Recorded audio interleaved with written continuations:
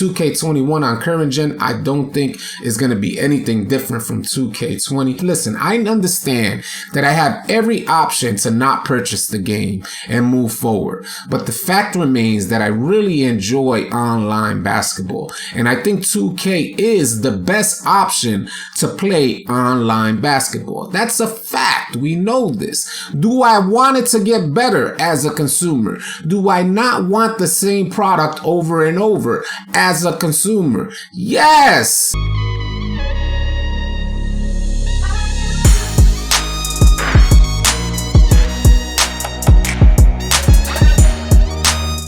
Hey, what's up, YouTube? You already know it's AllCity Live TV, and thank you for tuning in. As you guys know, in the past few days, I've been making the argument that 2K somehow makes the game that you're currently playing feel worse, so that way you're more inclined to purchase the next iteration of 2K or the next release, which is NBA 2K21. The fact is that 2K really doesn't feel comfortable about the product they release, because if they did, they wouldn't have to be any patches, or not as many patches, I should say. The fact is also that we're 12 months in and received 14 patches. So if you got 14 patches, that's more than one patch per month, and the annual cycle is not even over yet.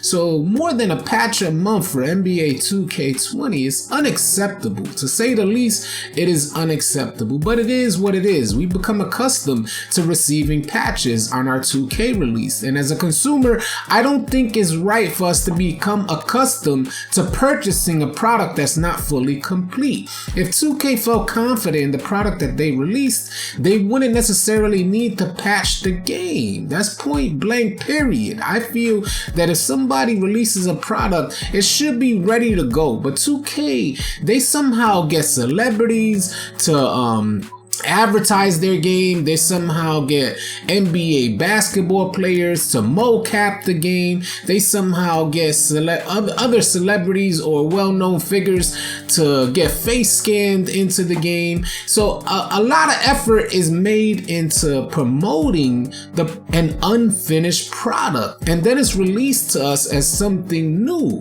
It's released to the consumer and the 2K player base as a new product, and we go out and purchase each annual release. The fact is also that 2K has been working on NBA 2K21 from the ground up for the longest time. This is why we've received the same neighborhood year after year after year. And the reason why I added that third one in there is because I think NBA 2K21 on current gen is going to be a very similar neighborhood. And what this means is that they're just cutting and pasting. Man, this is what the events are. The events are an overlay over the same neighborhood. This is what we're receiving, and this has become like a tradition at 2K. Why not make the game free? If your money is made, like a good portion or percentage of your money is made in microtransactions, you shouldn't take advantage of the consumer base by selling an unfinished product that was just cut and pasted and put a label on it and say that it's a new game or the next annual release. That's my personal opinion, and you shouldn't offer so much promotion or work on getting all celebrities and things of that nature to promote a game as if it's something new when it's really just cut and paste. Be real with your consumer base. We'd appreciate you much more if you're just upfront and real and approach us from a perspective that your product is not finished. So don't present it as something that's finished and polished, because it's so far from that, especially when we're playing on 14 patches. The game was not complete. That's the fact. Now, the reason why I'm making this video is because how do you continue to have fun on a game that's been the same? It's going on 3 years.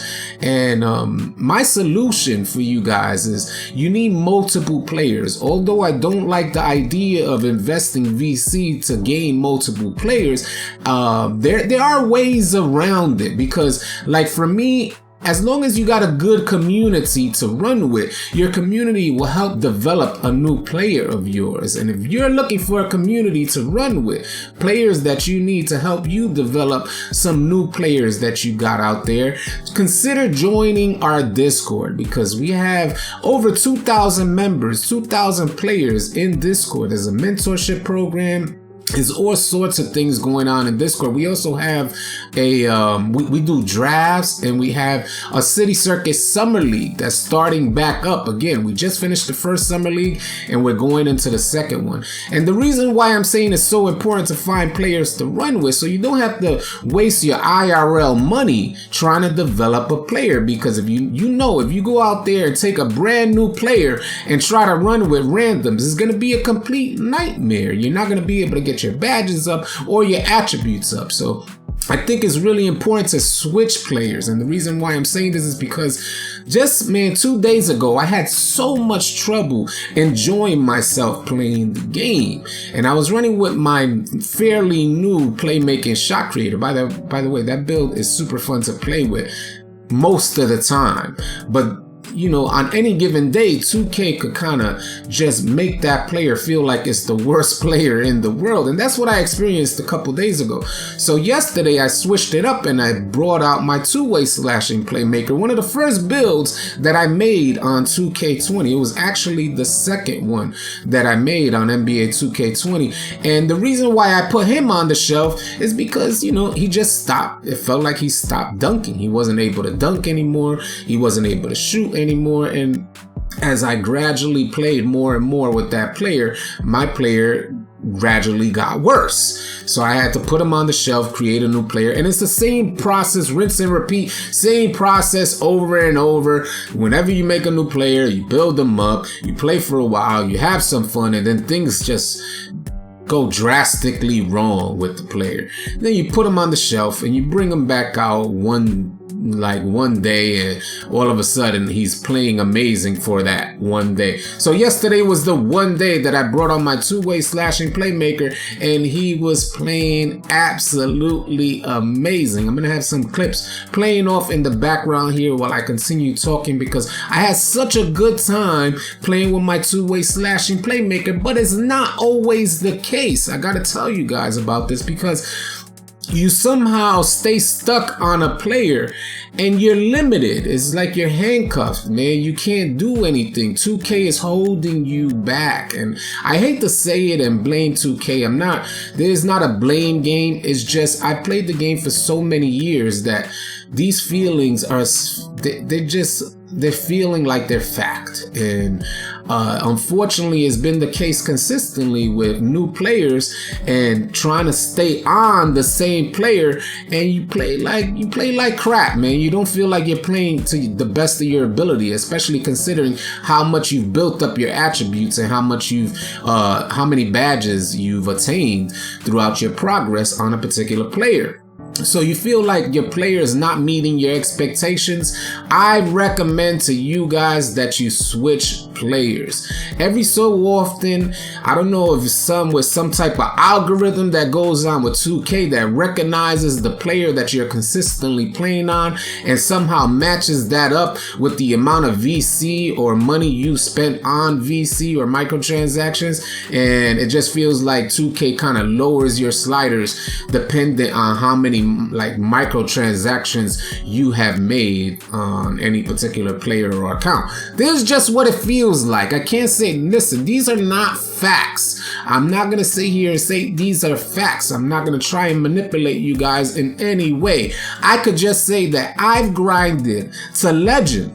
And that's a serious grind for anybody that knows any better. Legend is a serious grind. So what I mean to say is that I have a ton of time invested in NBA 2K20 and in the 2K franchise, as I've played the game since the very first release on Dreamcast. And I've played every year and always attained a high amount of rep with a good win percentage. So I have a ton of experience, so I'm not just speaking out of my behind. I'm speaking from a place that I'm a player first Always. I'm a player. I go out there and I play the game daily because I enjoy basketball and I somehow live vicariously through this game. As I'm not out there right now playing basketball, I enjoy playing the only viable basketball option for me. The only decent basketball game out there, in my opinion, is 2K. Unfortunately, because they're decent doesn't mean that they're the greatest. And I feel like there's so many ways that 2K could be so much better, but instead they set their own bar low so that way they could kind of gradually, being that there's no competition and they're a complete monopoly, they don't need to move at a faster pace. Although, like as we know, technology and such always moves at a fast pace, 2K somehow just like turtle or just baby steps. You know, instead of just like blowing us away and getting us hooked for life, 2K takes these like very minimal efforts, just takes baby steps toward progression and innovation for that matter. And it's unfortunate, but that's been the case. And I'm hoping 2K21 on the next gen console could really show some level of innovation, because that's what I need as a consumer personally. I'll speak on my behalf. I need innovation. I need to feel like, wow, that was an experience. That was like a great experience. And unfortunately, the last few years, I haven't seen that. And I think NBA 2K20 on current gen, NBA 2K21 on current gen is going to be very much the same as NBA 2K20, which is, you know, it's unfortunate. I'm going to purchase the game because I'm a content creator and I want to, you know, get the ins and outs and see how I'm going to make content, provide content for you guys. So I'm definitely going to get it. But it's unfortunate that I feel like as a consumer, I'm somehow being taken advantage of it, or I'm just not I understand that I have every option to not purchase the game and move forward. But the fact remains that I really enjoy online basketball. And I think 2K is the best option to play online basketball. That's a fact. We know this. Do I want it to get better as a consumer? Do I not want the same product over and over as a consumer? Yes. Why can't most people understand that? I don't know. It eludes me why most people can't understand that. But it is what it is. I want better. Point blank simple. I hope it was more like, I wish 2K would just say, well, we'll give you better, man. Like, hey, you want better? We'll give you better. We'll put a little more effort. We'll drop 2K21 or hire a different team to work on 2K21, or put our main team on 2K21 and hire a different team to kind of get the ins and outs for 2K20 and make that like an experience that'll blow your mind. But unfortunately, that's not the case. 2K21 on current gen, I don't think is going to be anything different from 2K20. We could only hope, but you know, it is what it is. I hope you guys understand that what I'm saying is, if you want a new experience playing NBA 2K20, try some different players. If you want to find some level of enjoyment, if you feel like the game, a lot of people are telling me that the game is dead, and it's showing. I mean, it shows. Although we got a great community on Discord, large and great community on our Discord that run and play games every day, and we're always seeking out new ways to challenge ourselves or increase the fun as far as playing against each other or running series or tournaments, things of that nature. We try to find ways to extend the life of 2K20, but you know, it seems when you go into the parks, they're getting more and more dead. It doesn't seem as lively as it used to be. My overall thoughts and experience on NBA 2K20 is not as bad to me as my experience on 2K18. That's how I'll put it.